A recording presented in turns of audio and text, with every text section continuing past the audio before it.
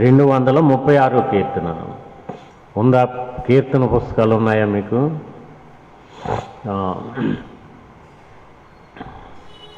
రాజాది రాజా రారా అన్న కీర్తన పాడదాం. అందరూ జాగ్రత్తగా కీర్తన పుస్తకాలు తెరిచి కలిసి పాడండి. తరచుగా వారానికి ఒకసారి పాడడం జరుగుతుంది కనుక అందరికీ వచ్చేయాలి. ఇంకా ఇది రాకుండా కూర్చోవడం మంచిది కాదు. అందరికీ ఈ పాట వచ్చి తీరాలి.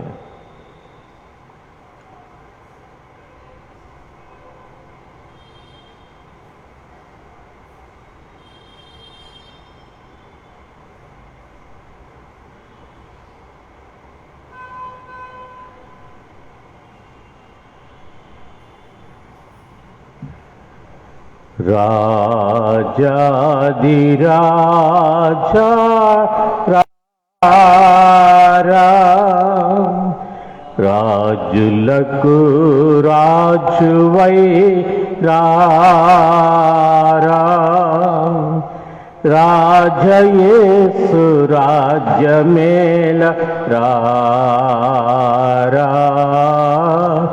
రవి కోటి తేజయేసు రారా, రాజయేసు రాజ్యమేల రారా, రవి కోటి తేజయేసు రారా.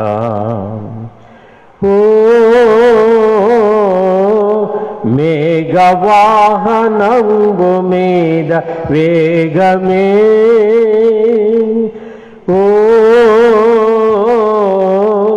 మించు వైభవంబు తోడ వేగమే, రాజాదిరాజా రారా, రాజులకు రాజువై రారా, రాజయేసు రాజ్యమేల రారా, రవి కోటి తేజయేసు రారా, రాజయేసు రాజ్యమేల రారా, రవి కోటి తేజయేసు రారా.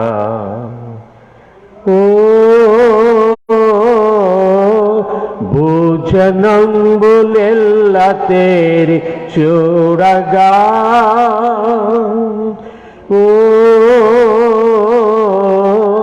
నీ జనంబు స్వాగతంబు నీయగా, నీ రాజ్య స్థాపనంబు సేయా, భూరాజులెల్ల కూలి పోవా, భూమి ఆకాశంబు మారిపోవా, నీ మహాప్రభావమున వేగ, భూమి ఆకాశంబు మారిపోవా, నీ మహాప్రభావమున వేగ, రాజాదిరాజా రారా, రాజులకు రాజువై రారా, రాజయేసు రాజ్యమేల రారా, రవి కోటి తేజయేసు రారా, రాజయేసు రాజ్యమేల రారా, రవి కోటి తేజ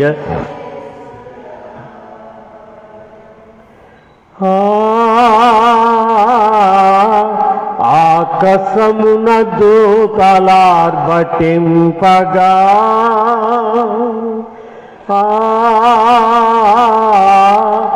ఆది భక్త సంగ సమేతంబుగా ఆకాశము మధ్య వీధిలోనా ఏకమై మహాసభ చేయా యేసునాథ నీదు మహిమలోనా మాకదే మహానందమౌగా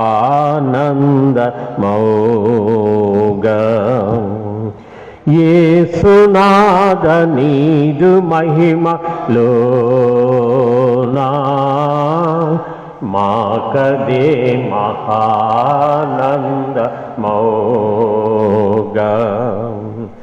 రాజాదిరాజా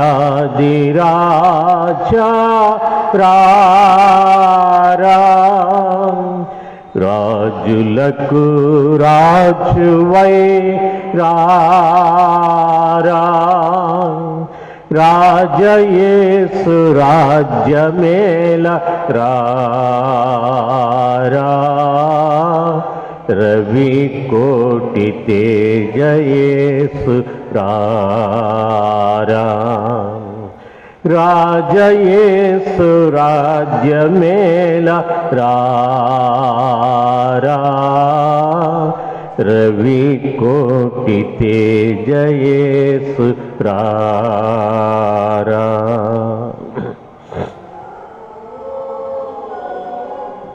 పరమ యెరూషలేము పుణ్య సంఘమా ఓ గొరియ పిల్ల క్రీస్తు పుణ్య సంఘమా పరమదూతలార భక్తులారా పౌల పోస్తులార పెద్దలారా గొరియ పిల్ల యేసురాజు పేరా క్రొత్త గీతమెత్తి పాడరారా గొరియ పిల్ల యేసురాజు పేరా క్రొత్త గీతమెత్తి పాడరారా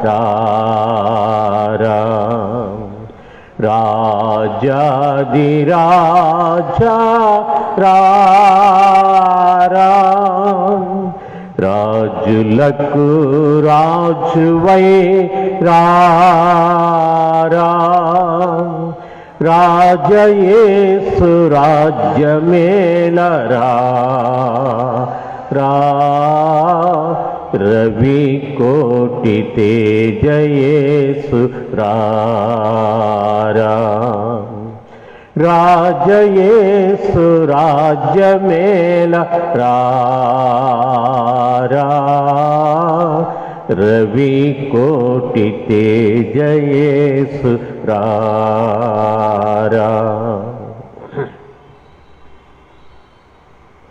ప్రభునందు ప్రియులారా, సమయం 7:30 అయిపోయింది.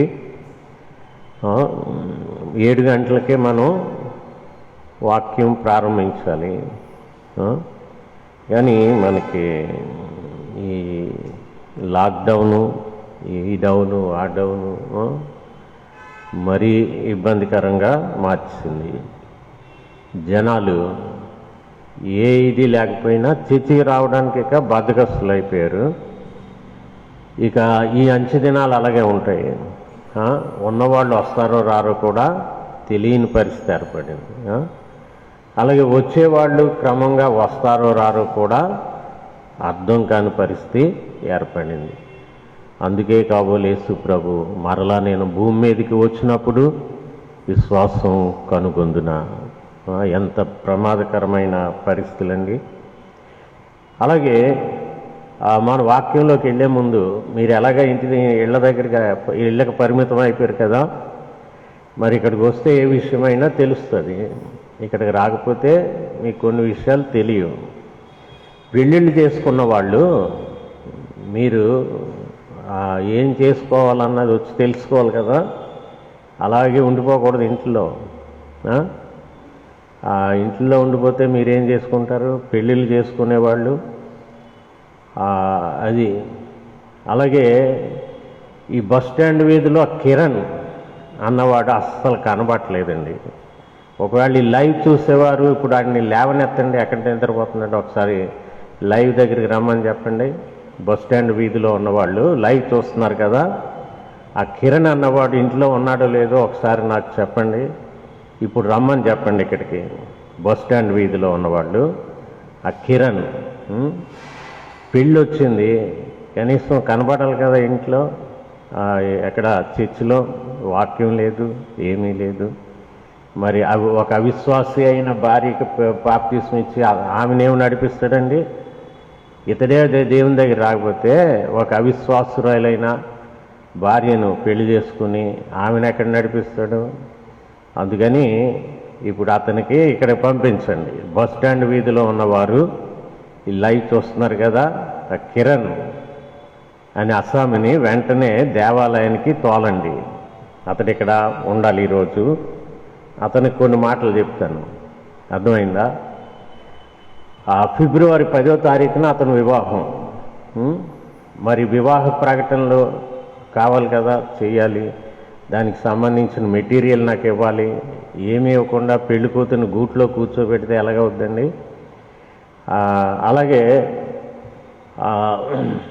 ఈ నెల జనవరి నెల 20వ తారీఖున గుర్రాల జగ్గారావు గారి కుమారుడు బాపూజీ యొక్క వివాహం.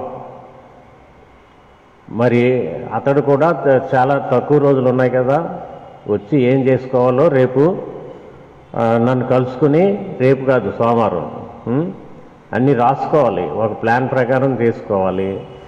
ఆ పెళ్లి కూతురు దగ్గర నుంచి కూడా నాకు కొన్ని ఇన్ఫర్మేషన్ ఇవ్వాలి. నాకు ఇవ్వకుండా పెళ్లి రోజునే అక్కడ ఇస్తాము అంటే అవ్వదు. పెళ్లి కూతురు తాలూకా ఇన్ఫర్మేషన్ కూడా నాకు సబ్మిట్ చేయాలి. ఇలాగా. అలాగే ఫిబ్రవరి 8వ తారీఖున ఆ నేతాజీ పెళ్ళి. 3 పెళ్ళిళ్ళండి. 3 పెళ్ళిళ్ళు, 3 భోజీలు అనుకుంటున్నారా? వెళ్ళడానికి ఏమీ లేదు. అందరం ఇక్కడి నుంచి ఎవరు వెళ్తారు చెప్పండి? అందుకని అది వైజాగ్లో పెళ్ళి. ఇక్కడంటే ఫోన్లో ఏదో చేసేవాళ్ళం, అది వైజాగ్ సిటీ మ్యారేజ్. అలాగా ఇంకెన్ని మ్యారేజ్లు ఉన్నాయంటే మే నెలకు పోస్ట్పోన్ చేస్తాను కొన్ని మ్యారేజ్లు. లింట్ అయిపోయాక, లింటు ఈస్టో అన్నీ అయిపోయాక కొన్ని మ్యారేజ్లు అప్పుడు చేసుకోండిరా బాబు, ఇప్పుడు వద్దని చెప్పాను. అది అందుకని ఈ మ్యారేజెస్ చాలా లిమిట్గా జనం వెళ్ళవలసి ఉంది. టెక్కల్లో ప్రధానం ఉంది 12వ తారీఖున. అక్కడికి ఇక్కడి నుంచి వీళ్ళు వెళ్తారు, పెళ్లి కొడుకు తాలూకా వాళ్ళు. మరి సంఘం నుంచి కొంతమంది వెళ్ళాలి. కొంతమంది అంటే 100 మంది 50 మంది కాదు, 25 మంది కూడా కాదు, ఒక 7 6 అంతే. ఈ 7 6 లేకపోతే 10 మంది అనుకుందాం, ఒక 10 మంది అనుకుందాం. అయితే వాళ్ళు ఎవరనేది నేను సెలెక్ట్ చేసి చెప్తాను, మీరు సిద్ధంగా ఉండాలి. అయితే అందరిని పట్టుకెళ్ళడం అవదు. అందరిని పట్టుకెళ్ళగలమండి. 4 బస్సులు కట్టాలి. డబ్బులు కడతారా 4 బస్సులకి? అవదు. లేదు మీరే ఒక్కొక్క బండి కట్టుకుని వస్తామంటే ఏమి ఇబ్బంది లేదు. ఒక్కొక్క ట్యాక్సీ బుక్ చేసుకుని వస్తామంటే అభ్యంతరం ఏమీ లేదు. అలాగా. అందుకని ఇలాగుంటాయి. ప్రస్తుతం కోవిడ్ కారణంగా కొంతమంది పెళ్ళిళ్ళు ఆగవు కనుక మరి తప్పవు తిప్పలు. కోవిడ్ అయినా పెళ్ళిళ్ళు ఆగవు. ఆగుతాయా?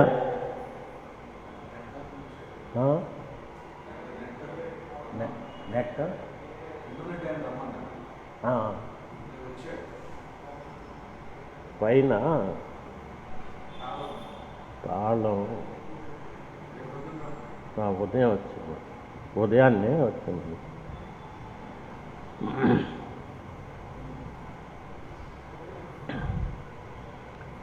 అది మీరు గమనించాలి. కోవిడ్ కారణంగా మరి నిబంధనలు ఉన్నాయి కనుక దాన్ని పాటించాలి. కోవిడ్ కారణంగా నిబంధనలు ఉన్నాయి, వాటిని పాటించాలి. మాల్తీ లేటుగా వచ్చింది, మేము కూడా రేపు లేటుగా వస్తాము అనుకుంటున్నారు కదా. ఆమె ఇప్పుడు వరకు పనిచేసి వెళ్ళిందండి. అది చెప్పకపోతే మీరేమనుకుంటారు? మాల్తీ అంత లేటుగా వచ్చేసింది, మేము వస్తే నష్టమా అంటారా లేదా? అందుకని పాపం ఇప్పుడు వరకు కడిగారు, ఇవన్నీ కడిగి హాల్ అంతా కడిగి తుడిచి ఇప్పుడు వెళ్ళి ఇప్పుడే వచ్చింది. ఈ విషయం నేను ఎందుకు చెప్పవలసి వచ్చిందంటే మీరేమనుకుంటారు? ధను అనుకుంటుంది. అనుకుంటావా లేదా? మాల్తీ అంత లేటుగా వచ్చిందో అనుకుంటావా? రాములమ్మ అనుకుంటుందా? అనుకోవా? మరి నీకెలా తెలిసి ఇక్కడ పనిచేసిందని?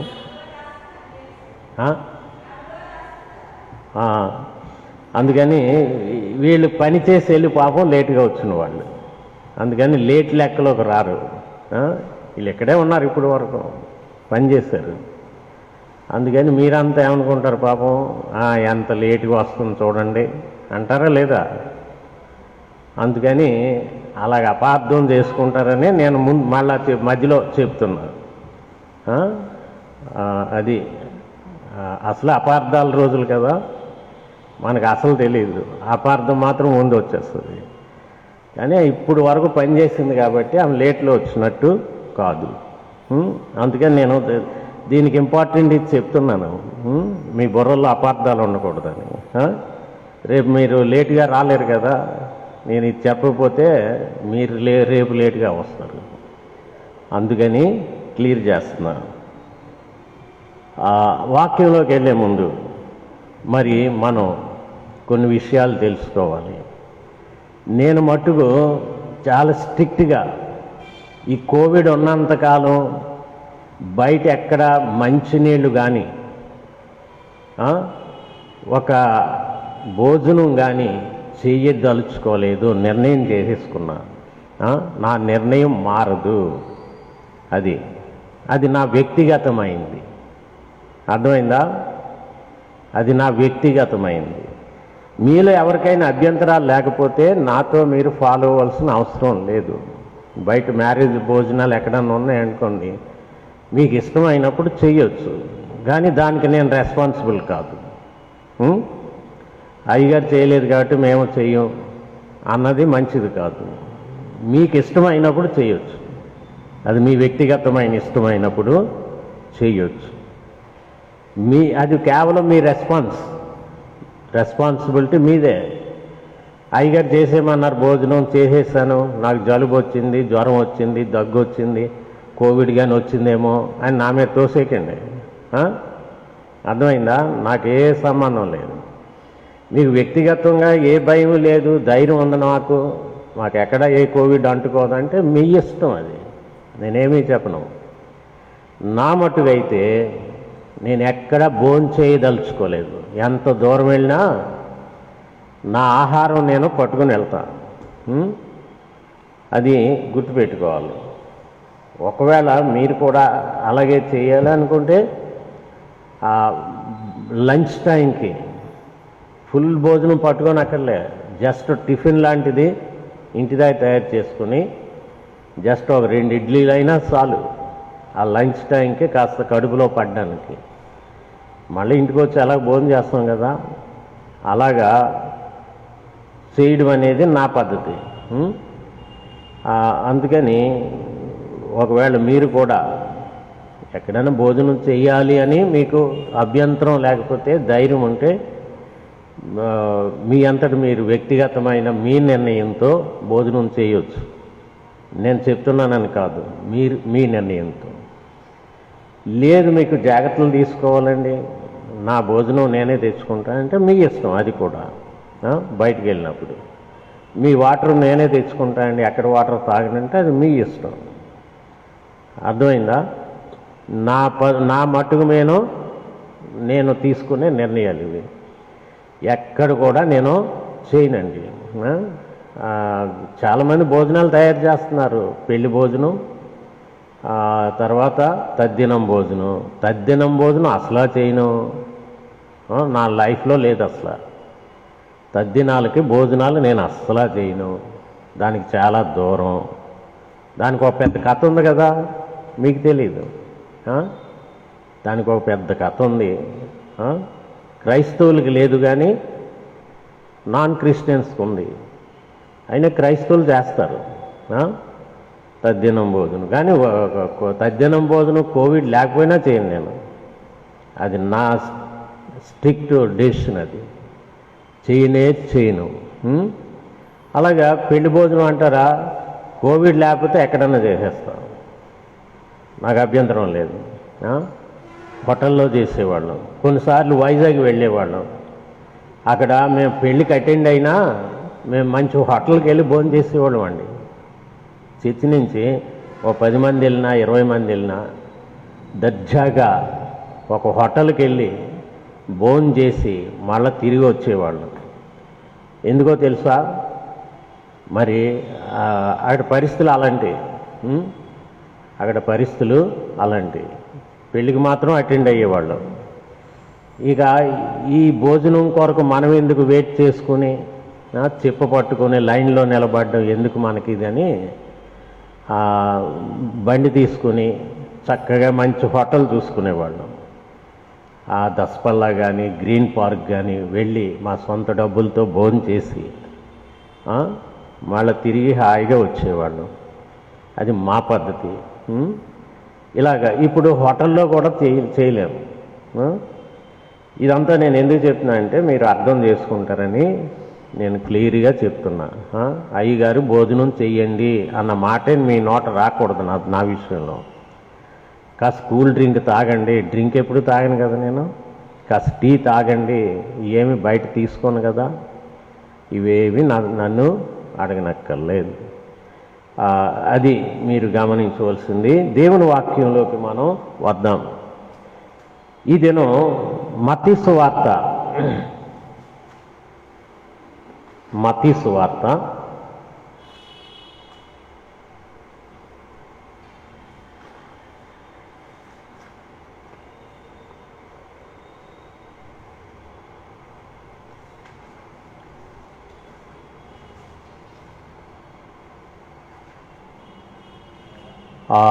7వ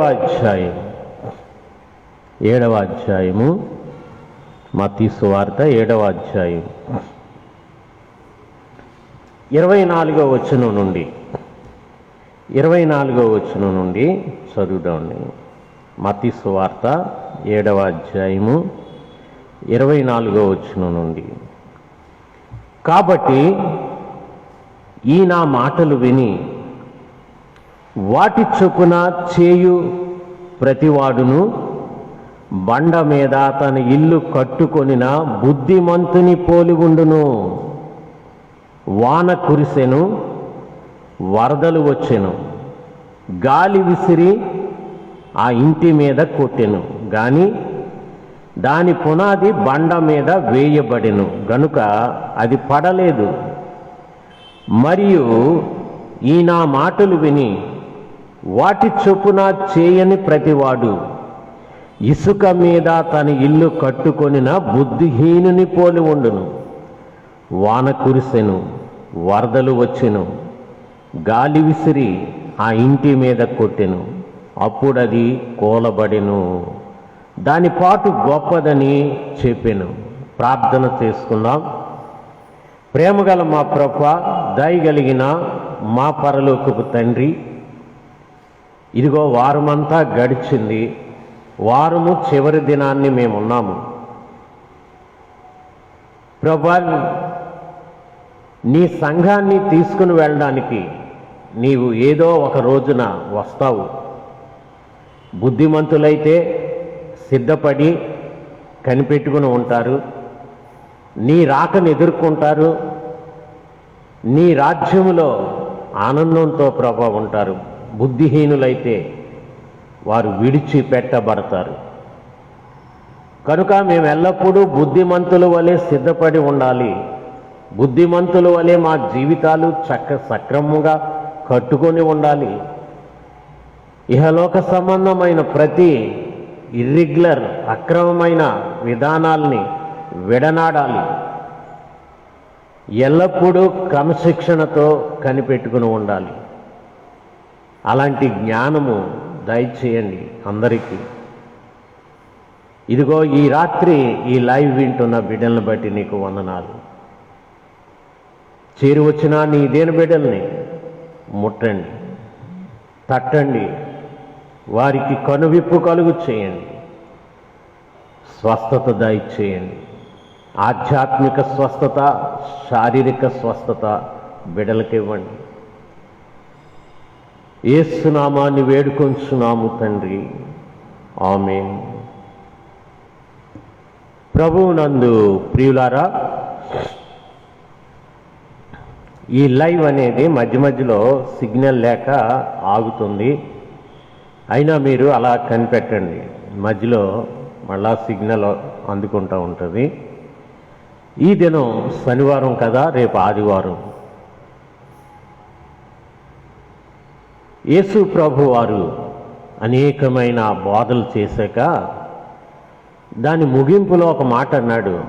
ఆ ముగింపులో అన్న మాట ఏంటంటే కాబట్టి అనే మాటతో ఒక చక్కని ఉపమానం ఆయన చెప్పాడండి. అనేకమైన దేవుని రాజ్య సంబంధమైన విషయాలు ఆయన బోధించాక దేవుని రాజ్యానికి వారసులయ్యే వాళ్ళు ఎలాంటి గుణగణాలు కలిగి ఉండాలో చెబుతూ, ఎలాంటి దుర్గుణాలుంటే ఆయన రాజ్యంలో ప్రవేశింపలేరో చెబుతూ ముగింపు ఎలాగిచ్చాడంటే బుద్ధిమంతుడు బుద్ధిహీనుని గురించిన ఉపమానం. కనుక ఇందులో చూసారా, ఆ మత్తయి సువార్త 7వ అధ్యాయము 24-27 వచనాల్లో ఇది ఉంది. ఇందులో విని దాని చొప్పున చేసిన వానికి క్షేమము. విని దాని చొప్పున చేసిన వానికి ఏంటది? ఇందుకు మీరు వింటున్నారో లేదో తెలియదు. ప్రశ్న ఏంటదని నేను అడిగానంటే వెంటనే మీరు మెలకువగా ఉన్నారా, కునుకుతున్నారా అని దాని అర్థం. మెలకువగా ఉన్నవారు వెంటనే జవాబు చెప్తారు, కునికేసేవాళ్ళు కాస్త ఆలోచించుకుంటారు ఏం చెప్పారు అని. విని దాని చొప్పున చేసిన వానికి క్షేమము. ఏంటది? క్షేమము. విని దాని చొప్పున చేయని వానికి నష్టము. ఏంటది? ఎవరికి నష్టం? విని చేయని వానికి. ఈ 2 గుంపులు ఉన్నారు కదా, 3వ గుంపు కూడా ఉన్నారండి. మన బస్ స్టాండ్ కిరణ్ లాంటి వాళ్ళు ఇక్కడికి రాడు, ఏ వాక్యం విండు, ఇంకేం చేస్తాడు చెప్పండి? చర్చికి రాడు, ఏ వాక్యం విండు, ఇంకేం చేస్తాడు? ఫిబ్రవరి 10వ తారీఖు కల్లా ఇక్కడ పెళ్లి కొడుకులా కూర్చుంటాడు. చూసారా, ఇప్పుడు నేను ప్రకటన చేసినా ఇంట్లో లేడన్నమాట, రాలేదు. చూసారా, ఇంట్లో లేడు, పరిగెట్టు రావాలి. కనుక ఈ 3వ గ్రూపుకి చెందినవాడు, చర్చికి రాకుండా దేవుని వాక్యం వినకుండా ఉన్నవాళ్ళందరూ కూడా ఈ 3వ గ్రూపుకి చెందినవాళ్ళు. మరి 2 గ్రూపులు ఉన్నాయి కదా, ఏ గ్రూప్ వాళ్ళు వింటారట, చేస్తారు, మంచివాళ్ళు. బి గ్రూప్ వాళ్ళు విని చెయ్యరట. మీదే గ్రూపు? చెప్పుకోండి మీకు మీరే, మీదే గ్రూపు? ఇంకో గ్రూప్ ఉంది, సి గ్రూపు. వాళ్ళు వినరు, చర్చికి రారు, ఏమీ చెయ్యరు. చూసారా? కనుక బి గ్రూపు వీళ్ళు ఒకటే, కానీ దేవునికి కావాల్సింది ఏ గ్రూపు వాళ్ళు. దేవునికి కావాల్సింది ఏ గ్రూప్. ఈ మెసేజ్ అందరూ వింటున్నారు కదా పాపం. నేను కిరణ్ అనేసరికి తామాడ కిరణ్ జింకిబద్దం నుంచి మేము వింటున్నాము అని జవాబు ఇచ్చాడు. బస్ స్టాండ్ కిరణ్ వినలేదు, కానీ వెంటనే కామెంట్ వచ్చింది, తామాడ కిరణ్. వీళ్ళు అక్కడ కూర్చొని వింటున్నారు దేవుని వాక్యం. చూసారా ఎంత అలర్ట్గా ఉన్నారో దేవుని వాక్యం వినడానికి ప్రజలు. కొంతమంది అసలు రెస్పాన్సే లేదు. ఇంత పేరు పెట్టి మోగించి చెప్పినా నో రెస్పాన్స్. ఇక పోనీ వస్తున్నానని కూడా ఇందులో రాలే, నో రెస్పాన్స్. కనుక ప్రియులారా, ఇక్కడ 2 మాటలు వాడాడు. 24, 25 వచనాల్లో బుద్ధిమంతుల గురించి వ్రాయబడింది. 24, 25 వచనాల్లో ఎవరి గురించి ఉందండి? బుద్ధిమంతుల గురించి వ్రాయబడింది. 26, 27 వచనాలు ఎవరి గురించి ఉంది? బుద్ధిహీనుల గురించి వ్రాయబడింది. బుద్ధిమంతుడు ఏం చేశాడట? 24, 25 వచనాలు. కాబట్టి ఈ నా మాటలు విని వాటి చొప్పున చేయు ప్రతివాడు బండ మీద తన ఇల్లు కట్టుకొనిన బుద్ధిమంతుని పోలి ఉండును. బుద్ధిమంతుడు బండ మీద చక్కగా ఇల్లు కట్టుకున్నాడు. వానలు వచ్చాయి, వరదలు వచ్చాయి, కానీ ఈ ఇంటిని కొట్టాయట, కానీ ఈ ఇల్లు స్ట్రాంగ్గా నిలబడి ఉంది. అది బుద్ధిమంతుని పని. బుద్ధిమంతులు ఎప్పుడు కూడా దేవునితో సహవాసములోనూ క్రమశిక్షణలోనూ చక్కగా ఉంటారు. బుద్ధిమంతులకున్న గుణమే అది. ఒక మంచి ఆర్డర్, క్రమశిక్షణ వీళ్ళకి ఉంటాయండి. కొంచెం కూడా వీళ్ళ క్రమశిక్షణ ఎలా ఉంటుందంటే, స్కేల్ పట్టి ఒక గీత ఎలా గీస్తే తిన్నగా గీత ఎలాగొస్తుందో అలాగుంటుంది. బుద్ధి లేనివాడు కూడా స్కేలు పట్టి గీత గీసినా ఇలా ఇలా ఇలా ఇలా ఇలా వంకర వచ్చేస్తుంది. ఇలాగొచ్చింది మళ్ళీ ఇలా వంకర వస్తుంది. స్కేలు పట్టి గీసుకున్నా వాడుకున్న బుద్ధే అంతే.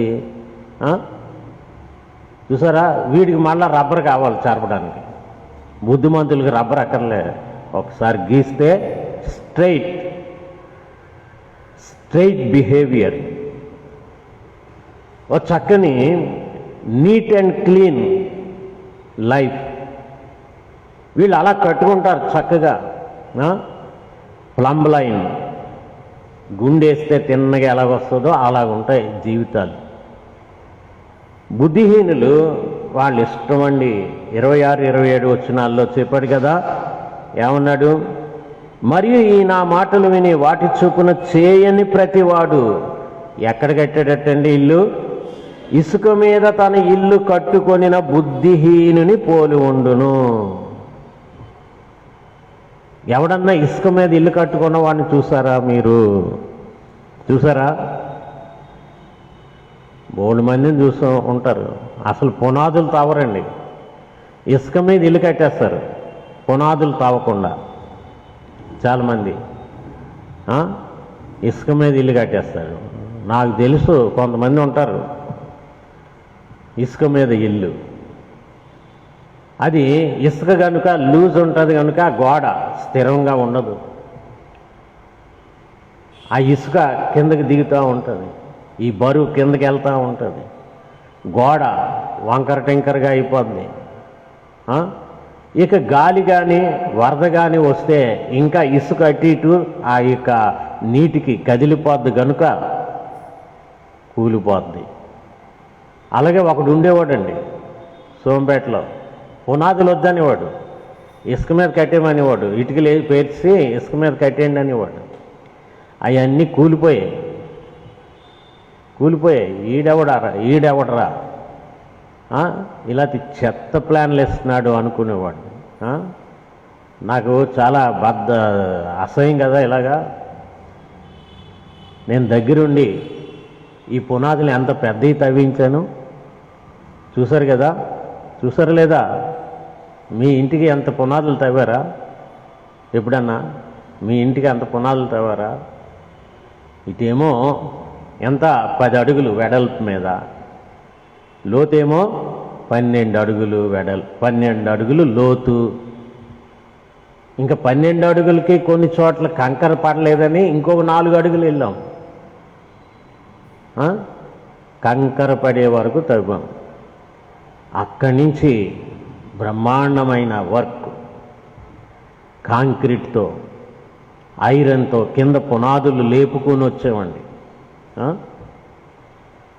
అందుకే ఇంత పెద్ద మెగా కన్స్ట్రక్షన్ అలా నిలబడింది. కనుక బుద్ధిమంతులు ఇంత దూరదృష్టి కలిగి క్రమశిక్షణ కలిగి కట్టుకుంటే, బుద్ధి లేని వాడు ఏం చేశాడండి? విన్నాడట, బండ మీద కట్టుకోవాలి, పునాదిల్లో లోతుగా తవ్వాలి, అన్నీ విన్నాడట, అన్నీ పక్కన పాటిస్తాడు. బండ అంటే కంకర, కంకర తగిలే వరకు తవ్వాలని దాని అర్థం. బండ లోతుగా తవ్వి బండ దొరికే వరకు తవ్వాలి, మట్టి మీద కాదు ఇల్లు కట్టడం. కనుక యేసు ప్రభు ఈ ఉపమానం చెబుతూ, బుద్ధి లేనివాడు కూడా ఈ మెజర్మెంట్స్, ఈ కొలతలు విన్నాడు ఎలా కట్టుకోవాలో, కానీ అందులో ఏది పాటించలేదు. బుద్ధి లేని వాళ్ళు అంతా చర్చకు వచ్చేస్తారు, బోధలన్నీ వింటారు. క్రైస్తవ జీవితానికి అవసరమైన ఆధ్యాత్మిక కొలతల గురించి బాగా వింటారు, కానీ ఇవేవి పాటించరట. పాటించకుండా లోకం అనే దాని మీద వాళ్ళు బ్రతుకు కట్టేస్తూ ఉంటారట. కట్టేసుకున్నారు. ఏమైందండి? పూర్వీకులు ఏమయ్యారు? వాళ్ళల్లో ఏమైనా క్రైస్తవ్యం అన్న వాసన కనబడిందా? అన్ని అన్యాచారాలు, లోకాచారాలు, లోక మర్యాదలు, క్రైస్తవ పోలిక ఏమన్నా ఉందా? నేను క్రీస్తును పోలి నడుచుకొనుచున్న ప్రకారము మీరు నన్ను పోలి నడుచుకోండి అన్నాడు పౌలు. నా కొలతలన్నీ యేసు క్రీస్తు ప్రభువే, కనుక ఆ ప్రభు కొలతలే నా దగ్గర ఉన్నాయి కాబట్టి నా దగ్గర తీసుకోండి అని చెప్తున్నాడు. అలాగ చెప్పగలిగిన క్రైస్తవులు ఎవరన్నా ఉన్నారా అంటే చాలా విచారం అండి. కనబట్టలే, జనాభా లెక్కలకే రాలేదు, ఇంకేముంటారు? జనాభా లెక్కల్లోనే లేనప్పుడు, మొదటికే లేనప్పుడు ఇంకెక్కడ ఉంటారండి? కనుక ఈ బ్రతుకులన్నీ లోకంలో కూలిపోతూ ఉన్నాయి. డబ్బు సంపాదన ముఖ్యం కాదు, బ్రతుకు కూలిపోతే నువ్వు ఎన్ని కోట్లు సంపాదించే లాభం ఏమిటి? ఆలోచించండి. ఒకడు లోకమంతా సంపాదించుకుని తన ప్రాణము పోగొట్టుకుంటే వానికి ఏమి ప్రయోజనం? ఇంట్లో భక్తి లేదు, సరైన స్థితి లేదు, ఏమిటి ప్రయోజనం? ఏమిటి సుఖము? ఆలోచించండి. అందుకే బుద్ధి లేని వారు, బుద్ధి గలవారు ఎవరు? బుద్ధి లేని వారు ఎవరు? బుద్ధి గలవారు ఎవరు? రేపు సండే చర్చిలు ఉన్నాయి, అందరూ బైబిల్ పట్టుకుని వెళ్ళిపోయేవారే, కానీ అందరూ బుద్ధి గలవారేనండి? చెప్పండి, బుద్ధి గలవారేనా? ఎవడు కాడే అనుకుంటాడు నా అంత బుద్ధిమంతుడు ఇంకెవడు లేడు అని కదా. ఎవరికి వారే 100కి 100 మార్కులు వేసేసుకుంటూ ఉంటారండి సొంతంగా. నాకు చాలా బుద్ధి ఉంది, నాకు మించిన బుద్ధి గలవారు ఇంకెవరు లేరు, అందరూ ఇదే మాట అనుకుంటున్నారు. పాపం 10 మంది ఇలాగే అనుకుని నా అంత బుద్ధి గలది ఇంకెవరు లేదు అనుకున్నారు 10 మంది. నా అంత బుద్ధి గలది ఇంకెవరితా లేదు లోకంలో, నేనే బుద్ధి గలదానిని అనుకుంటే ఏం జరిగిందో తెలుసా? మత్తయి సువార్త 25వ అధ్యాయంలో చూడండి, 2-3 వచనాల్లో చెప్తున్నాడు. 10 మంది బుద్ధిగల కన్యకలను పోలి ఉంది పరలోక రాజ్యం. వీళ్ళంతా బుద్ధిగల వాళ్ళమే అనుకున్నారు, కానీ అక్కడ ఏం రాయబడింది? వీరిలో 5 బుద్ధి లేనివారు, వీరిలో 5 బుద్ధి లేనివారు. ఈ 5లో ఉన్నావేమో జాగ్రత్త అంతేగాని బుద్ధి గలవారిలో ఉన్నానని అనుకోవద్దు పొరపాటును కూడా. వీరిలో 5 బుద్ధి లేనివారు, మళ్ళా 5 బుద్ధి గలవారు. తేలిపోయింది. అనుక నీకు నువ్వే బుద్ధిమంతులమని అనుకోవద్దని దేవుని గ్రంథం ఎప్పుడో చెప్పింది. మనకు మనమే బుద్ధి గలవారము అని ఎవరు అనుకోకూడదు, దేవుని గ్రంథము చెప్పింది. కనుక ఈ బుద్ధి లేని వాళ్ళు ఏం చేశారు? బుద్ధి లేని వాళ్ళు ఏం చేశారట? ముందు బుద్ధి లేని వాళ్ళ గురించే చెప్పారు. బుద్ధి లేని వారు తమ దివిటీలు పట్టుకొని తమతో కూడా నూనె తీసుకుని పోలేదు. డ్యూటీలు పట్టేశారటండి. దివిటీలు పట్టేశారు, బైబుళ్ళు పట్టేశారు, ఇంకేమన్నా ఉంటాయి పట్టేస్తాం. కానీ ఏమి తీసుకుపోలేదండి? నూనె తీసుకెళ్ళలేదు. మనకు బుద్ధి ఉంటే కదా. నూనె తీసుకుని పోలేదు. బుద్ధి లేని పని కదా, ఇర్రెగ్యులర్. కనుక తర్వాత బుద్ధి గలవారు తమ దివిటీలతో కూడా సిద్ధెలలో నూనె తీసుకుని పోయిరి. బుద్ధి గలవారండి, బుద్ధి గలవారు. గమనించారా? నూనె తీసుకుని వెళ్ళారు. వీళ్ళన్నిటిలో సమృద్ధిగా ఉంటారు, సంపూర్ణముగా ఉంటారు బుద్ధి గలవారు. తాము నెరవేర్చవలసిన కార్యక్రమం దేవుని పట్ల సంపూర్ణముగా నెరవేర్చి సిద్ధపడి ఉంటారు. వీరే వరుడైన యేసును ఎదుర్కొనడానికి అర్హులైన విశ్వాసులు. అంతేగాని నూనె లేనివారు, భక్తి లేనివారు, క్రమశిక్షణ లేనివారు వరుడైన యేసును ఎదుర్కొంటామని కలలు కనకండి. మీ పని చివరికి ఏమవుతుందంటే, అయ్యా అయ్యా తలుపు తీయండి మాకంటే నువ్వెవరో నాకు తెలియదు, గెట్ అవుట్ అనిపించుకోక తప్పదు. నువ్వెవరవో నాకు తెలియదు, అయ్యా అయ్యా నేను చర్చి ప్రెసిడెంట్ని, అయ్యా అయ్యా నేను చర్చి సెక్రటరీని, అయ్యా అయ్యా నేను చర్చి ట్రెజరర్ని. చూడు, మహారాజు కుర్చీల్లో కూర్చోవడం ఏ రోజు నువ్వు పరలోకం నుంచి చూడలేదా? పుల్పీట్ మీద మహారాజు కుర్చీలు మరీ చేయించుకుని కూర్చున్నాం మేము, చూడలేదా?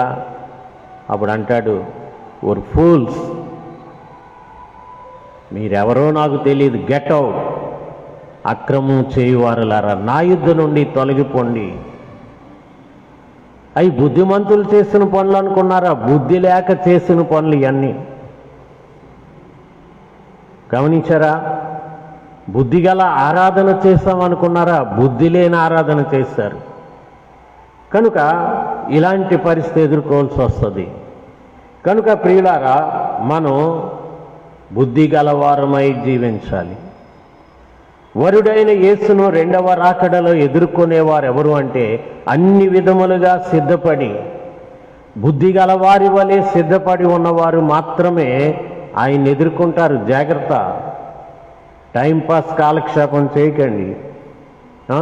టైంపాస్ కాలక్షేపం ఇది. అందుకని మనము ఏ స్థితిలో ఉన్నాం? బుద్ధి కలిగి ఉన్నామా, బుద్ధి లేక ఉన్నామా? ఇంకో సందర్భం కూడా ఉంటుందండి. అదేంటంటే, లోకాసు వార్తలు యేసుప్రభు వారే చెప్పాడు. లోకాసు వార్త 15వ అధ్యాయము 11 నుంచి 32 వరకు చాలా పెద్ద ఉపమానం యేసుప్రభు వారు చెప్పారు. ఆయన చెప్పేటప్పుడు ఎంత చక్కగా చెప్పాడు చూడండి. అందరూ కూడా అది వినడానికి అనుకూలంగా చెప్పాడు ఆయన. బుద్ధి గలవాడు వింటాడు, బుద్ధి లేనివాడు కూడా వింటాడు. అందుకని ఇరువురికి అనుకూలంగా చెప్పాడు. ఈ ఉపమానానికి పేరు ఏమిటి అంటే, మనమే పెట్టుకున్నాం. ఈ ఉపమానానికి ఏ పేరు పెట్టాలని ఆలోచించాక తప్పిపోయిన కుమారుడు అని ఒక పేరు పెట్టారండి. అది బైబిల్లో రాసిలేదు. తప్పిపోయిన కుమారుడు అన్న మాట బైబిల్లో రాసిలేదు. బైబిల్లో రాస్తున్నదల్లా ఏముంది? అక్కడ లోకాసు వార్త 15వ అధ్యాయం 11-12 వచనాల్లో చూస్తే, వారిలో చిన్నవాడు, ఒక తండ్రికి 2 కుమారులు ఉన్నారు, వారిలో చిన్నవాడు. కనుక ఈ ఉపమానం దేనిని గురించిన ఉపమానము అంటే చిన్నవాని యొక్క ఉపమానము, చిన్నవాడిని గురించిన ఉపమానం. అర్థమైందా? చిన్నవాడు తప్పిపోయాడు అనడం కూడా కరెక్టే కదండి అంటే కరెక్టే. కానీ అంతకన్నా మంచి టైటిల్ ఇంకోటి ఉంది. అది బైబిల్లోనే ఉంది. అది బైబిల్లోనే ఉంది. ఆ బైబిల్లో ఉన్న టైటిల్ ఏంటంటే బుద్ధి వచ్చినప్పుడు. అంటే ఇంతవరకు వీడికి ఏమీ లేదు. బైబిల్లో ఏముంది? బుద్ధి వచ్చినప్పుడు వారిలో చిన్న కుమారుడు బుద్ధి లేక తప్పిపోయాడు, బుద్ధి వచ్చినప్పుడు అని వ్రాయబడింది. అంటే ఏం చెప్పాలి? బుద్ధి లేని కుమారుని గూర్చిన ఉపమానము, బుద్ధి లేని క్రైస్తవులను గూర్చిన ఉపమానము. అర్థమైందా? తప్పిపోయిన కుమారుడని మనకి పాపులర్ అయిపోయింది బాగా టైటిల్, తప్పిపోయిన కుమారుడు. కానీ బైబిల్ నుంచి తీసుకుంటే చిన్నవాని ఉపమానము. ఇంకా గట్టిగా చెప్పాలంటే బుద్ధి లేనోడు ఉపమానం, బుద్ధి లేని వాని గూర్చిన ఉపమానం. కనుక వాడికి బుద్ధి లేక తప్పిపోయాడు, చాలా నష్టపోయాడు. అంతవరకు వెళ్తే కానీ ఆడి కళ్ళు తెరవలేదు. తండ్రి ఆస్తి అంతా సమకూర్చుకునేసరికి ఆడి కళ్ళు మూసుకుపోయాయి. తండ్రులు తాతలు సంపాదించిన ఆస్తులు చూసుకొని కళ్ళు మూసుకుపోతాయి చాలామందికి. అర్థమైందా?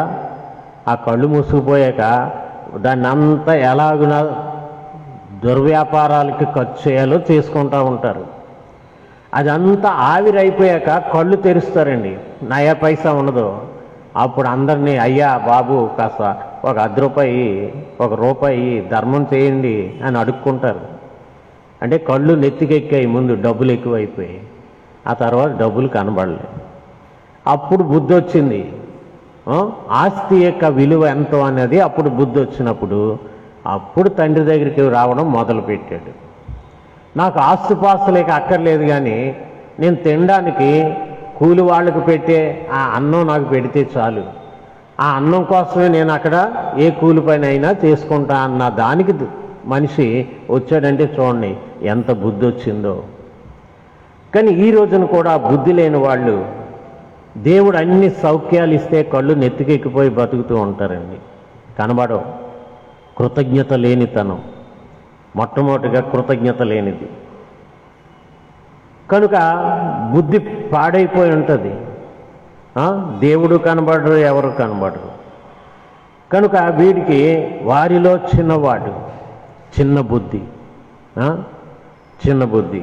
వీళ్ళకి ఏముంటాయంటే ఆ చిన్నవాడు అంటే బుద్ధిలో చిన్నవాడు, చిన్నవాడు అంటే జ్ఞానములో చిన్నవాడు, చిన్నవాడు అంటే ఆలోచనలో చిన్నవాడు.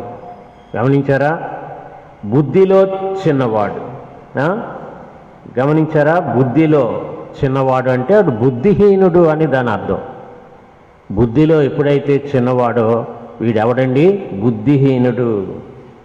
జ్ఞానములో చిన్నవాడు, అబ్బో నాకింత జ్ఞానం ఉందని అనుకుంటాడు, గాలిలో ఊహ. కానీ వాడికి ఉన్నదంతా అల్ప జ్ఞానము, హాఫ్ నాలెడ్జ్ అంటారు చూసారా? హాఫ్ నాలెడ్జ్ చాలా డేంజరు. పూర్తిగా లేకపోయినా పర్వాలేదు, ఉంటే ఫుల్గా అన్నా ఉండాలి. ఈ హాఫ్ నాలెడ్జ్ గాడిని మాట్లాడడం చాలా కష్టం. అందుకే హాఫ్ నాలెడ్జ్ గాడు ఎవడన్నా మాట్లాడుతుంటే నేను సైలెంట్గా ఉంటాను, ఏం మాట్లాడను. ఎందుకంటే వాడికి ఇది కాదురా తప్పు అని చెప్పినాడు బుర్రకెక్కే స్టేజ్ లేదు కనుక వదిలేస్తాను. నేను సైలెంట్గా కూర్చొని ఉంటాను, ఎంత వాక్కుంటే వాక్కోడరా, నేను వినకుండా అలా నా దారిలో నేను ఉంటాను. బుద్ధిహీనుడు వాగేటప్పుడు ఎక్కడైనా సరే వాడికి ఏమి చెప్పనిక ఈ బుద్ధిహీనతతో గోతులో పడు అని వదిలేస్తా. ఎందుకంటే వీళ్ళు తిరకాసు వాదన చేస్తారండి. హాఫ్ నాలెడ్జ్ గాళ్ళు అంతా వితండ వాదన, తిరకాసు వాదన, ఎక్కువ వీళ్ళకి. నిండుకుండా కదలదు అని సామెత ఉంది కదా. నిండుకుండా ఎలా ఉంటుందండి? తొణక్కుండా అలా ఉంటుంది. అడుక్కు కొన్ని నీళ్లు ఉంటాయి, దాన్ని కదపండి, ఇలాగా డ్యాన్స్ వేసేస్తుంది. కొన్ని నీళ్ళు ఉన్న కొండ ఏం చేస్తుంది? ఇలా ఊపి వదిలేస్తాం అనుకోండి, ఇంకా అది ఊపుతూ ఉంటుంది. మనం ఒకసారి ఊపుతుంది, 10 సార్లు ఊపుతుంది. ఇలాగా బుద్ధి లేని వాళ్ళ పని ఇలాగే ఉంటుంది. Of knowledge. ఇక ఆలోచన, వాళ్ళకి ఎంత ఆలోచన ఉంటుందండి? ఏ ఆలోచన ఉండదు, ఒక్క ఆలోచనే ఉంటుంది. మాట్లాడితే అపార్థం చేసుకునే బుర్రకాయ తప్ప ఇంకేం ఉండదు. మాట్లాడితే అపార్థం, తొందరగా అపార్థం చేసేసుకుంటారండి. అదే ఆ మ్యాటర్ మనకొద్దు అనుకోరు, తొందరగా అపార్థం చేసేసుకోవడమే ఈ బుర్రకాయ. అంతే బుద్ధి లేనితనం. అందుకే నేనేం చెప్పాను? లేటుగా రాకండి అని చెప్పాను. ఇప్పుడు మాలతీ వచ్చింది లేటుగా, మాలతీనేమనలేదు. అని అందరూ ఇక్కడ ఉన్నవాళ్ళు ఒక్కళ్ళు కూడా కాకుండా అందరూ అనుకుంటారు కదా. అందుకని మనం అపార్థం చేసుకునేవాళ్ళమని నాకు బాగా తెలిసే వెంటనే క్లియర్ చేస్తాను. లేకపోతే మీ బుర్రలో ఆ వేస్ట్ మెటీరియల్ అలాగ ఉండిపోద్ది ఈ రాత్రి అంతా. అదే అందరి బుర్రల్లో మాలతీయ కళ్ళకు వస్తుంది లేటుగా బైబిల్ పట్టుకుని రావడం. అందుకని చెప్పాను, ఆమె ఉదయం నుండి ఇప్పుడు వరకు పనిచేసిందండి. లేటుగా వచ్చినట్ట చెప్పండి. ఇప్పుడు ఈ విషయం చెప్పకపోతే మీ బుర్రలన్నీ రాత్రి అంతా వేడెక్కిపోయిండే కదా, అవునా? రేపు నేను లేటుగా వెళ్తే తప్పేంటి అని వస్తారు. కానీ ఆమె లేటుగా వచ్చినట్టు కాదు. అపార్థం వల్ల నీవు మరిన్ని తప్పులు చేస్తారు.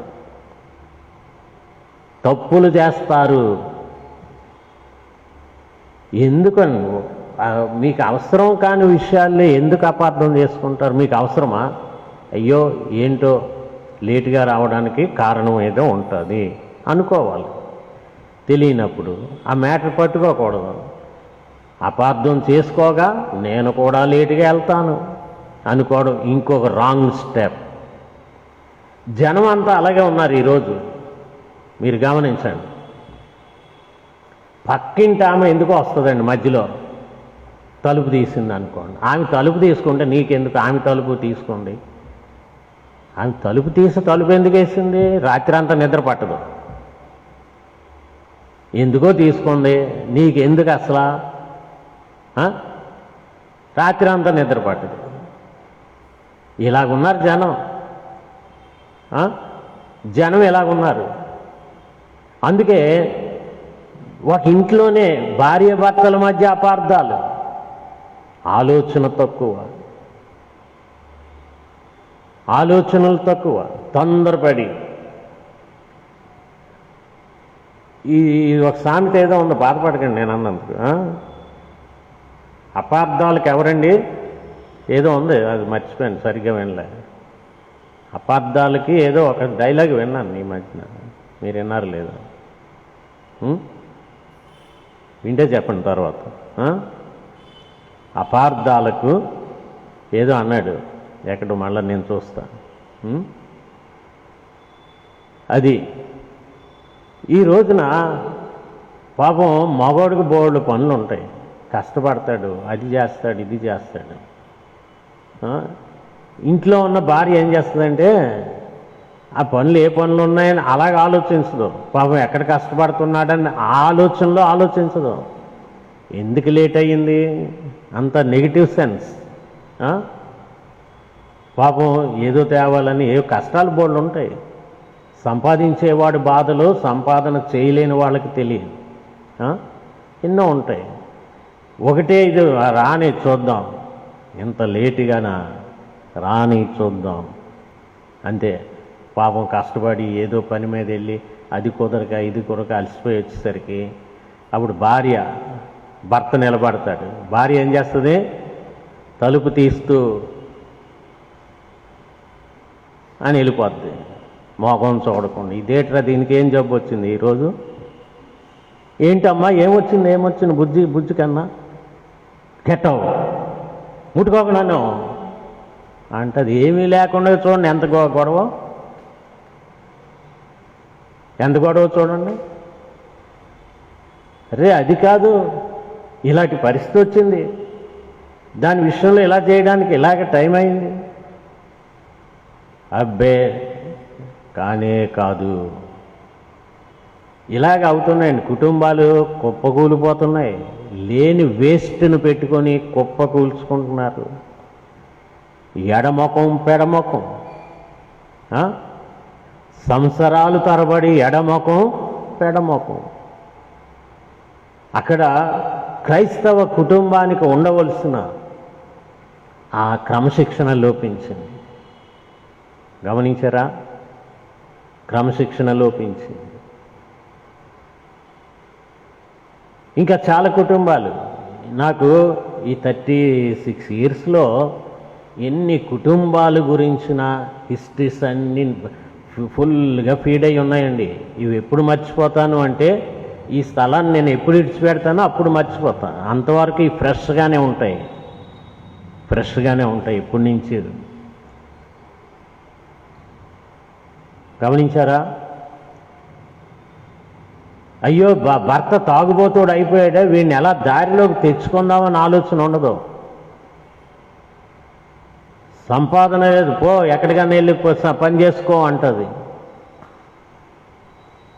అంతేగాని ఇదిగో కూలిపైనైనా చేసుకుని ఇంటి పట్టు నుండి సుఖంగా ఉందామండి అన్న భార్యలు కొద్దిమంది. అందరూ కలిసి ప్రతిరోజు ఒకరికొకరు చూసుకొని ఆ వచ్చిందే చాలు తృప్తిగా ఉందాం అని చెప్పేవాళ్ళు చాలా బుద్ధిగల భార్యలు కొద్దిమంది ఉంటారు. మిగతా వాళ్ళు ఇంట్లో ఉంచరు భర్తల్ని. ఎల్లో డబ్బు సంపాదించకపోతే అలాగే రేపు భవిష్యత్తు పంపేస్తారు. ఆడు తాగుబోతుడు అయిపోతాడు. తాగితే తాగాడు, డబ్బు తేవాలి నాకు ముందు, చివరికి ఆ తాగుడితో చచ్చిపోతాడు. తర్వాత నెత్తి నోరు కొట్టుకుంటే మళ్ళీ పోయింది రాదు. దేవుడు అన్నీ ఇచ్చాక ఇంట్లో కూర్చొని తినడానికి ఎందుకండి? దురాశ ఎందుకండి? అన్నీ ఇచ్చాక ఇంట్లో కూర్చొని శుభ్రం తినాలి పిల్లలతో. నీ భార్య ఫలించు ద్రాక్షవల్లి, నీ భోజనపు బల్ల చుట్టూ నీ పిల్లలు ఒలివ మొక్కలు. దాన్ని విరిచేశాడు కదా సాతాను. నీకు అన్నీ ఇచ్చాడు, లేకపోతే నువ్వు ఎక్కడికో పరిగెట్టడం. నీ కుటుంబం పోషింపబడడానికి ఒక రోజు పని చేసిన కూలితో సరిపోద్ది. ఇంకెక్కడికో నువ్వు పరిగెట్టవలసిన పని లేదు. దాన్ని ఆశీర్వదించు ప్రభు అని భక్తి ఉంటే మాత్రం 5 రొట్టెలు 2 చేపల్ని 5,000 మందికి పెట్టినట్లుగా ఇళ్ళని ఆశీర్వదిస్తాడు దేవుడు. భక్తి లేకే వచ్చింది కంపు. భక్తి లేకే నీకు వచ్చిన తక్కువ కూడా ఆశీర్వదించబడడానికి అవకాశాలు లేవు. భక్తి లేదు ఇంట్లో, ఒంట్లో లేదు, ఇంట్లో లేదు. ప్రార్థన చేయరు. జాగ్రత్త. ఇప్పటికైనా నీ ఇల్లు ఇలా బుద్ధిహీనుని ఇల్లు కూలిపోయినట్లుగా ఇంకా కూల్చుకోకు. బుద్ధి గలవారు అయి సక్రమంగా దేవుని మాట చూపున కట్టుకోండి. నిన్ననే చెప్పాను, అన్నపానములు లేకపోవటం వచ్చిన క్షామము కాదు ఇది. యెహోవా మాట వినకపోవటం వలన కలిగిన క్షామము. దేవుని మాట వినరు, కాపరి మాట వినరు. కాపరి మాట, నా మాట వినకపోతే నాకేటట నష్టం చెప్పండి. విననోళ్ళకి చెప్తున్నాను సూటిగా, మీరు నా మాట వినకపోతే నాకేటి నష్టం చెప్పండి. వినని వాళ్ళకి సూటిగా అడుగుతున్నా.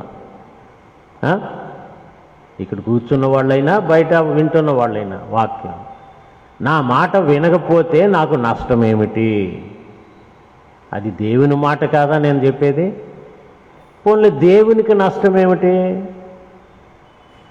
బుద్ధిహీనత, నీలో ఉన్న బుద్ధిహీనత విననీయదు, మాట విననీయదు. ఇసుక మీద బతుకు కట్టేస్తాం అది కూలబడిపోతుంది.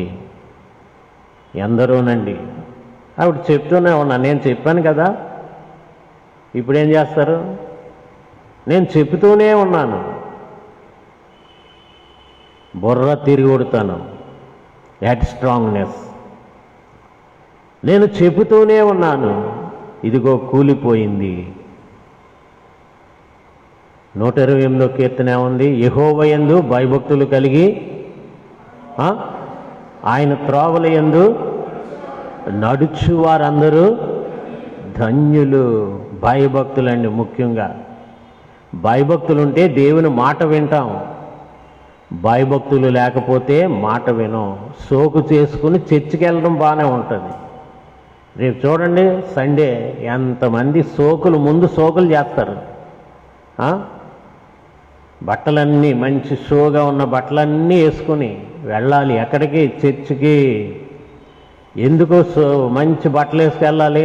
అందరూ చూస్తారు నన్ను, వీడి సోగ్గాడు, ఇంకా మంచి బడాయిగాడు అని చూడాలి. అందుకోసం సిద్ధపడతారు. కానీ ఇదిగో యెహోవా మందిరమునకు నీవు పోవునప్పుడు నీ ప్రవర్తన జాగ్రత్తగా చూచుకొనుము అన్న ప్రసంగి గ్రంథంలో ఉన్న వాక్యం బుర్రకెక్కుతుందో లేదో తెలీదు.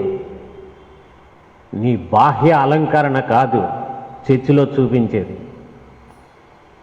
ఒక సాధారణమైన బట్టలు వేసుకుని వెళ్ళు దేవుని మందిరానికి. అవి లేకపోతే నేను మందిరానికి రానివ్వరు అని ఏమి లేదు కదా.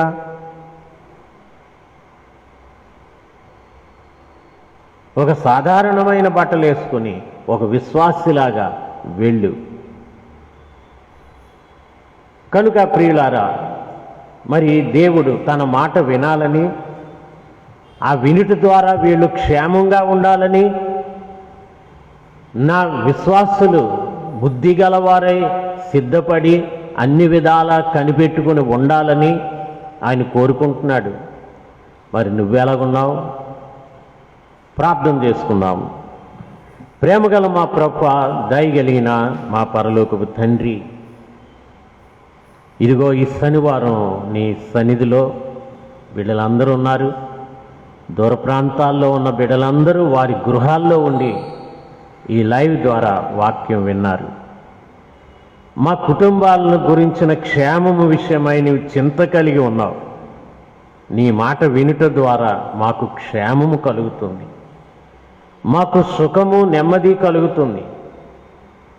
నీ మాట వినుట ద్వారా మాకు విశ్వాసం కలుగుతుంది. అందుకని ప్రతి బిడ్డ నీకు లోబడాలి. ప్రభువా, నీ మాట వినాలి. అప్పుడు ఎంత గొప్ప ధన్యులు. అలాగున నీ దేని బిడ్డలందరినీ కూడా వినయ విధేయతలతో భయభక్తులతో ప్రభువా వర్ధిల్ల చేయండి. యేసు నామాన్ని వేడుకొంచున్నాము తండ్రి, ఆమేన్. పరలోకమందున్న మా తండ్రి, నీ నామం పరిశుద్ధపరచబడుగాక, నీ రాజ్యం వచ్చునుగాక, నీ చిత్తము పరలోకమందు నెరవేరుచున్నట్లు భూమి యందును నెరవేరునుగాక. మాకు కావలసిన ఆహారము నేడు మాకు దయచేయము. మా రుణస్థులు మేము క్షమించి ఉన్న ప్రకారము మమ్మును క్షమించుము. మమ్మును శోధనలోనికి తేక దుష్టుని నుండి తప్పించుము. ఎందుకంటే రాజ్యము, బలము, మహిమ నిరంతరము నీవే. ఆమేన్. మన పరమ తండ్రి అయిన దేవుని యొక్క ప్రేమ, మన ప్రభువును రక్షకుడైన యేసు క్రీస్తు యొక్క కృప, పరిశుద్ధాత్ముని సహవాసము చేరిన మనందరకు సదాకాలము కలుగునుగాక. ఆమేన్.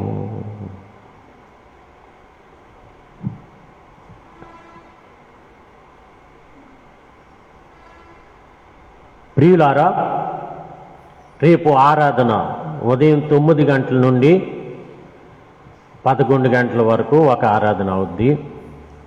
11:30 నుండి 1 గంట వరకు మరొక ఆరాధన జరుగుతుంది.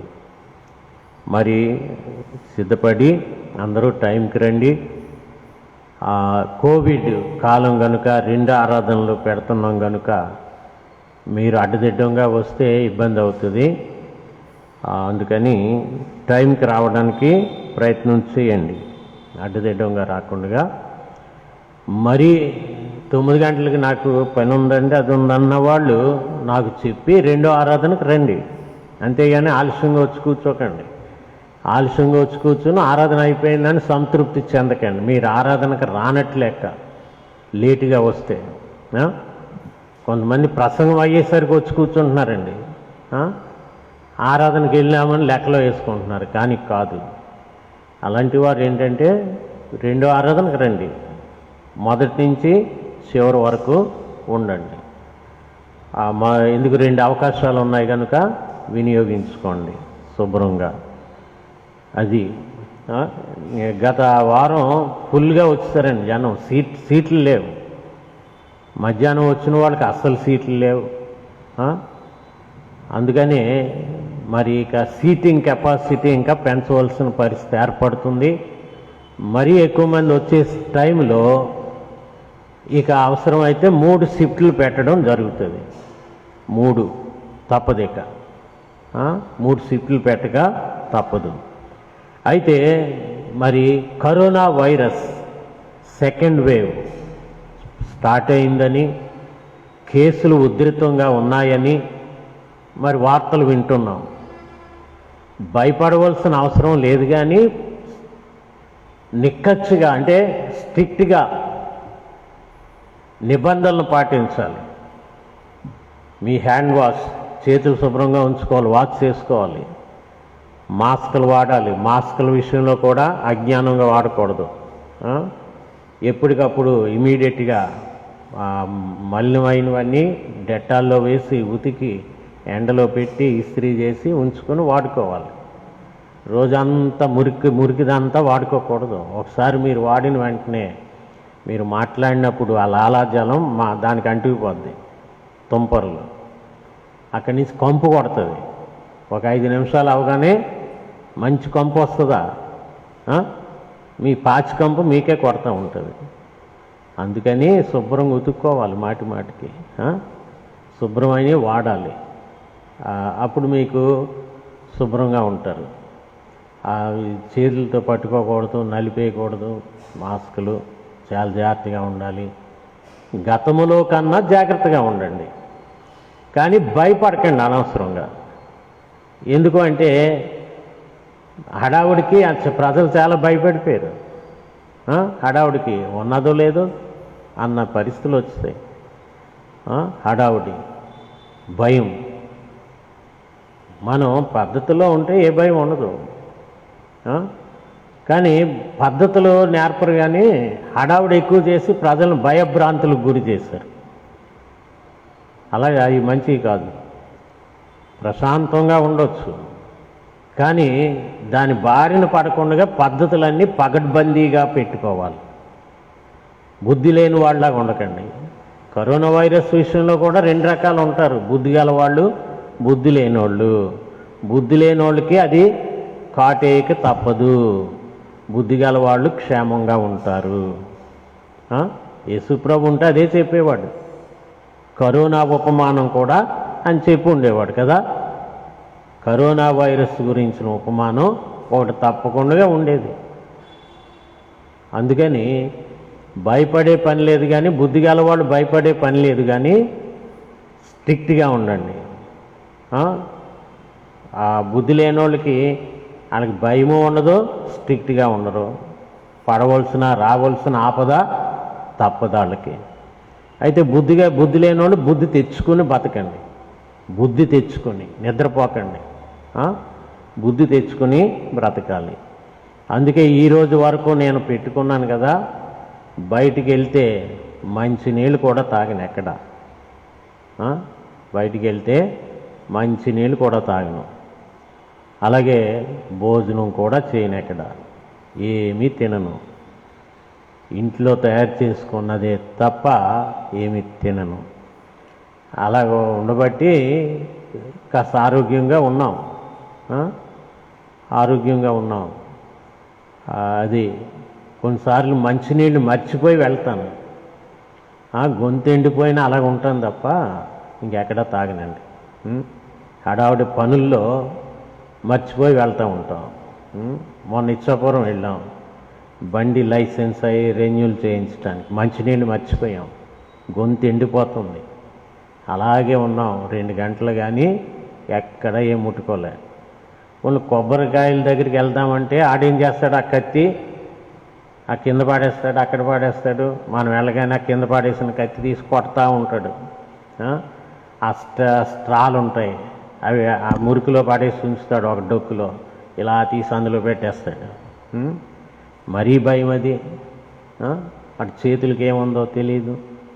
అందుకని కొబ్బరికాయ నీళ్ళు కూడా తాగడానికి ఇష్టపడలే. మళ్ళీ అక్కడ పని చూసుకుని తిన్నగా వచ్చి ఇంట్లో తాగాం. ఎందుకంటే పట్టుకెళ్ళాలని అనుకుంటాం, కానీ ఆ టైంకి బిజీ, మర్చిపోతాం, చటుక్కుని మర్చిపోతాం. ఆ రోజు నిన్న ఎంత భయంకరమైన ఒత్తిడి నాకు అయిందండి. ఒక పక్కనేమో బాప్తిస్మానికి వచ్చేసారు, ఆమెకేమో బాప్తిసం ఈవేళ బెంగళూరు వెళ్ళిపోతుంది, బాప్తిసం తీసుకుని ఆమెకి ఇవ్వాలి. ఇక బండి పని, మళ్ళీ ఇచ్చాపురం వెళ్ళాం, అక్కడ కొంత పని అయ్యింది, మళ్ళా వచ్చాం. మళ్ళీ బండి అంతా రెడీ చేసి మళ్ళీ అక్కడ పెట్టాలి ఫిట్నెస్ కోసం, రిజిస్ట్రేషన్ మళ్ళీ ఇచ్చేయాలి కదా, రెన్యూల్. అందుకని మళ్ళీ ఇప్పుడు అర్జెంటుగా పాపం ఆ సర్వేశ్వరరావు గారు, ఆ కంచిలి శ్రీను గారు కష్టపడి అన్నీ విప్పారు బండి తాలూకై. ఆ పని చేయలేక 5 సంవత్సరాలు ఆగిపోయింది బండి, అలాగా రిజిస్ట్రేషన్ లేక. చూసారా, లేకపోతే 5 సంవత్సరాలు హాయిగా వాడుకునేవాళ్ళం, ఇప్పుడు హాయిగా వాడుకునేవాళ్ళం. అందుకని మనలో కూడా కొంత బుద్ధి గలవారు తయారవ్వాలి. ఎవరో చూసుకుంటారులే అంటే ఎలాగండి. అందుకని శ్రీను గారికి అప్పగించాక పాపం ఆయన ఇంట్రెస్ట్ తీసుకున్నాడు. తీసుకుని సర్వేశ్వరరావు గారిని రప్పించాడు, ఆ మెకానిక్ని. అన్నీ మొత్తం విప్పాక ఏం పని చేస్తా, ఏం పని చేయలు, మళ్ళీ రేపు వెళ్ళి అవన్నీ తీసుకురావాలి, మెటీరియల్ బాగు చేసి శుభ్రంగా కండిషన్లో బండి పెట్టి ఇచ్చాపురం పట్టుకెళ్ళాలి. అప్పుడు దాన్ని రిజిస్ట్రేషన్కి మళ్ళా రెన్యూల్ చేయడానికి అవకాశం ఉంటుంది. ఇది మరి దానికి పని ఉంది. ఎవరన్నా వచ్చి కాస్త సహాయం చేస్తామని మీకు బుద్ధి పుడితే రండి, బుద్ధి లేకపోతే ఉండండి, ఏ సహాయం వద్దు. ఢిల్లీరావు వచ్చాడు, కొంత సాయం చేశాడు. అలాగా కొంతమంది సాయం చేస్తే తొందరగా అది తయారవుద్ది. ఆ రోజుల్లో దేవుడు ఇచ్చాడండి ఆ బండి. ఏ చర్చికి బండి లేదు ఆ రోజుల్లో, వెహికల్ లేదు ఏ చర్చికి కూడా. అలాంటి రోజుల్లో సోంపేట చర్చికి మాత్రమే వెహికల్ దేవుడు ఇచ్చాడు. ఆశ్చర్యకరమైన రీతిలో ఈరోజు వరకు అది సేవ చేసింది. మనం దానికి సేవ చేయాలి కదా, చేస్తే ఇంకొంతకాలం మనకు సేవ చేస్తారు. దాని తలుపులన్నీ ఎరగొట్టారు బుద్ధి గల వాళ్ళు. ఏం చేశారండి, తలుపులు సమ్మెట్ని కొట్టినట్టే తీసి వేసేటప్పుడు సమ్మెట్ దెబ్బలు పడినట్టే తలుపులు వేస్తే, దాంతో మొత్తం అన్నీ లెవర్లు ఇరిగిపోయాయి. అలా కాకుండా జాగ్రత్తగా వాడుకోవాలి. అందుకని ఇది బాగు చేశాక మరి మనకి బయట బళ్ళన్నీ వాడలేకపోతున్నాం. మాటి మాటికి శానిటైజ్ చేయడం, బయట నుంచి తెచ్చిని పెద్ద పని అయిపోతుంది. అందుకని ఇది కండిషన్లో పెట్టుకోవాలి అంటే వచ్చి సహకరించాలి. కోవిడ్ కాలం అయిపోతే ఎలాగండి, ఈవేళ కొంతమంది వచ్చారు, మాలతి బంగారమ్మ బోరగాం నుంచి ఉదయం వచ్చారు పాపం, ఇప్పుడు వరకు పనిచేస్తారు. అలాగే తర్వాత రెగ్యులర్ బ్యాచ్ వచ్చారు క్లీనింగ్. రెగ్యులర్ బ్యాచ్ ఎవరో మోహిని, ఇంకా ప్రతిమ, ఇంకెవరెవరు ఒక బ్యాచ్ యూత్, ఇంకా చాలామంది వచ్చారు. మాలతి వీళ్ళు పనిచేశారు. ఢిల్లీరావు వచ్చాడు, జోషి రెగ్యులర్గా వచ్చి పనిచేస్తున్నాడు. తర్వాత ఈ భార్గవ్ పనిచేస్తున్నాడు. ఇంకా ఇలాగా చాలామంది. రాజారావు వచ్చి పనిచేశాడు. ఈవేళ ఇంకా మిగిలిపోయింది పని. రేపు ఒకవేళ ఎవరైనా చేయాలనుకుంటే రేపు ఉండండి, కనీసం ఎక్కువ మంది వచ్చి 1 గంట పని చేసినా పని అవుతుంది. తొందరగా సోమవారానికి అది కంప్లీట్ అయిపోవాలి. ప్రయత్నం చేద్దాం. సెలవు తీసుకుందాం. రేపు ఆరాధనలో మనం కలుసుకుందాం.